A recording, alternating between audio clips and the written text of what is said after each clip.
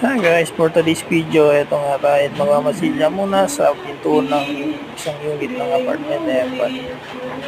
Ito nga, medyo patapos na rin ako. Sa susunod, waterproofing naman dito sa sahig, pintura ng sahig naman.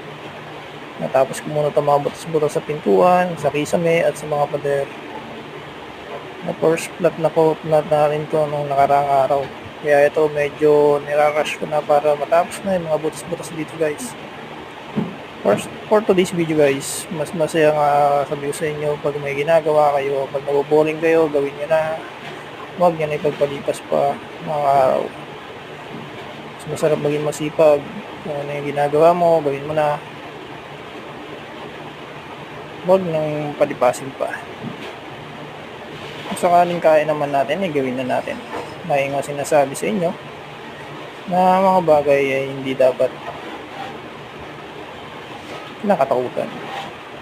Bagkos, kung hindi natin alam, dapat natin i-try. Kagaya ko, nagtatry-try lang ako dito sa bahay namin bilang masilya or pintor or whatever, basta construction site or construction parts. Nagawa ko lang to para mabawasan yung labor, hindi na magbayad ng tao. Kaya naman so wala naman akong ginagawa.